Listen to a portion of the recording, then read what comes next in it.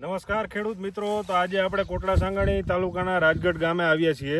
તો એવા પ્રગતિશીલ ખેડૂત હવે આપણે દિનેશભાઈને આપણે પૂછીશું કે આ મગફળી છે તો એમાં શું ટ્રીટમેન્ટ કરેલી છે. આવી બધી મગફળી છે બરોબર, તેમાં શું કઈ ટ્રીટમેન્ટ કરેલી છે. તો આપણે સૌપ્રથમ તમારું પરિચય આપો. તમારું નામ કયું? દિનેશભાઈ કાબાભાઈ ગલાણી. તમારું ગામ? ગામ રાજગઢ. Mobile number? 98 258 4203.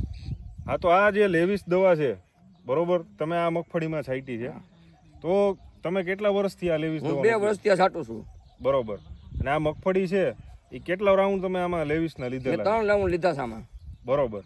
અને આ જે મગફળી છે એમાં કેટલા દિવસે તમે આનો રાઉન્ડ પહેલો લીધો હતો? ટૂંકમાં પેલો લીધો તો 45 દિવસે 40 દિવસે 40 થી 45 દિવસે પહેલો રાઉન્ડ લીધો હતો, અને પછી 15 દિવસના ગાળામાં એને 3 રાઉન્ડ લીધેલા છે.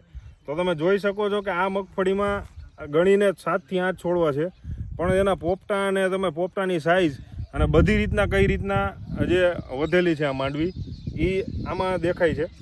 પ્લસ આ લેવિસ છે એ બીજા બધા પાક જેમ કે મરચી, કપાસ, ધાણા, જીરું, આપણે શિયાળુ પાક ગમે એ ડુંગળીમાં પણ ઇવન ઉપયોગ આપણે આનો કરી શકીએ એમ છીએ. આનો ફાયદો એટલો છે કે આનાથી પુષ્કળ પ્રમાણમાં ફ્લાવરિંગ લાગે છે, ટૂંકી કાતરીએ ફ્લાવરિંગ લાગે છે, અને જે એનો ઉત્પાદનમાં જે વધારો થાય છે, વજનમાં જે વધારો કરે છે એ આનો પ્લસ બેનિફિટ છે. તો આપણે લેવિસનો ઉપયોગ છે 20 ml પ્રમાણે એક પંપમાં, આ ગોગડી નથી રહેતી, પ્લસ આપણે 20 ml પ્રમાણે એક પંપમાં આપણે ઉપયોગ કરવાનો છે. ગોગડીની સંખ્યા બહુ જ ઓછી છે આમાં. તમે જોવો ને તો ગોગડી ક્યાંય આમ લગભગ દેખાતી નથી. પેટ્રોબુટાજોલ છાંટીએ તો ગોગડી થઈ જતી હોય. હા, પેટ્રોબુટાજોલ જે આપણે દવા માર્કેટમાં ધૂમ મચાવી રહી છે, આપણે દર વર્ષે એનો ઉપયોગ કરતા જ હોય, પણ આ કંઈક નવીન વસ્તુ છે કે પેટ્રોબુટાજોલ કરતાં અલગ પડે છે.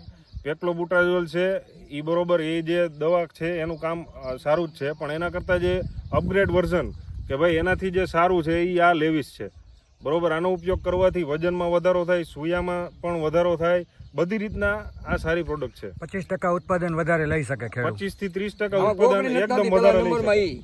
ગોગડીની જે સંખ્યા છે, ગોગડીની સંખ્યા એકદમ ઓછી છે આમાં.